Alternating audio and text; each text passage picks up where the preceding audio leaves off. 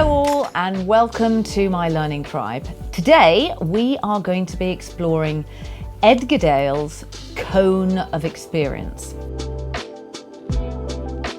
This model is one of the most misrepresented learning theories of today. So we're going to start by clearing up some of the prevailing misconceptions. So Edgar Dale was the father of the cone of experience and enjoyed a very long and successful career as a professor. He made significant contributions in many areas of research. In fact, Dale completed some of the earliest studies on learning from film.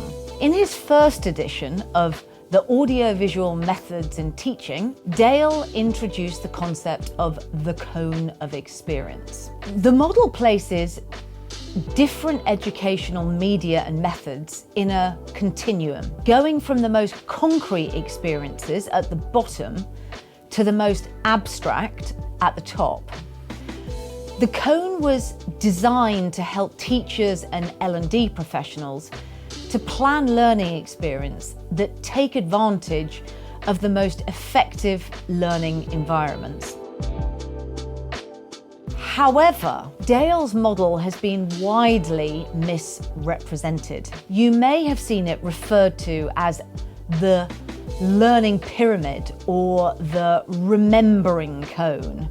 A quick Google search reveals an astonishing number of incorrect attributions where the model has been displayed with retention scores. These suspiciously dubious round numbers claim that learners generally remember 10% of what they read, 20% of what they hear, and 30% of what they see, and so on and so forth. However, there is a big problem in the fact that Dale never mentioned the relationship between the level of the cone and the learner's level of recall, nor did he include any numbers or percentages in his model.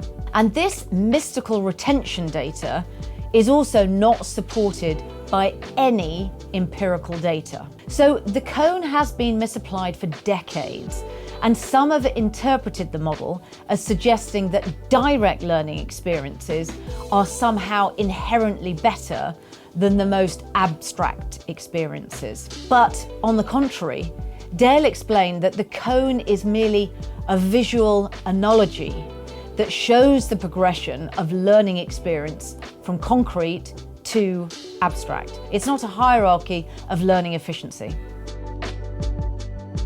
So now we've overcome some of the misconceptions, we can now explore the 11 levels of Dale's authentic cone of experience. The base of the model is characterized by more concrete experiences. These include direct experiences, contrived experiences, and dramatic participation. Direct, purposeful experiences are hands-on activities that make learners active agents in the experience. Contrived experiences are the editing of reality, where models and mock-ups are used to provide experiences that are close to reality. After that, the cone then moves up to the dramatized experiences. These role-play exercises reconstruct real-life situations for the purpose of learning. The middle of the cone is slightly more abstract, and learners often observe learning interactions without actually taking part.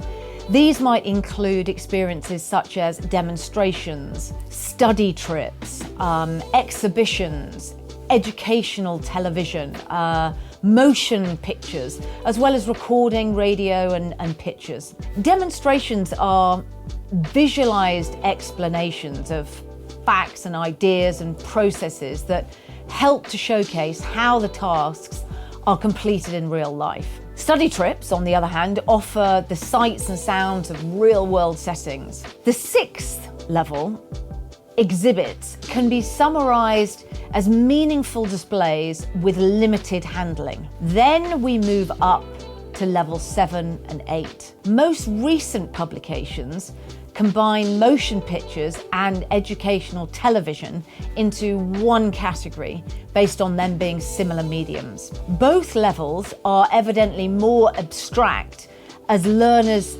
focus solely on observation instead of active participation. The 9th level includes recording, radio and still pictures. In more modern terms, this level could include photos, podcasts, audio files, and finally at the very peak of the cone, this displays the most abstract experience that are represented with limited degrees of realism by using symbols. And these symbols could include things like visual symbols, charts, maps, graphs that are used for conceptual representation. And these help to make just about any reality into something that is easier to understand for the individual. Verbal symbols are highly abstract that bear no physical resemblance to objects or ideas that they stand for. There's a lot to the cone.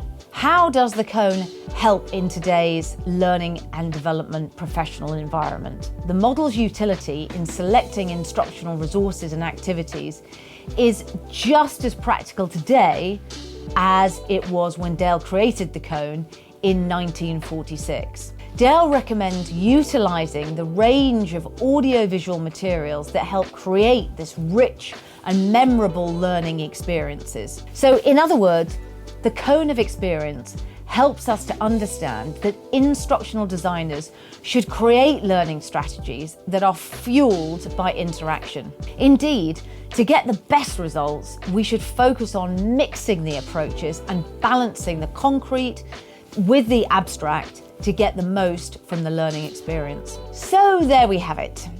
Edgar Dale's Cone of Experience. We've got an in-depth article devoted to this topic on the website. We'll include a link so that you can browse further. And in the meantime, thank you so much for watching. It's great to see you, and I look forward to seeing you in the next Learning Tribe video. Hi guys, my name is Juliette Denny and I am the Managing Director and founder of an awesome company called Growth Engineering. You should check us out if you haven't already. I hope that you have enjoyed these videos and that you've learned something along the way. If you have, please make sure you hit the thumbs up button, subscribe and ring the bell for the notifications. All of this makes a massive difference to us and helps this information to reach a wider audience. Most importantly of all, I'd love to see what you think in the comments section below. Let me know what you think of this video. Ask any questions you have, and please do feel free to share your knowledge. And thank you very much. Thank you for being part of my learning tribe.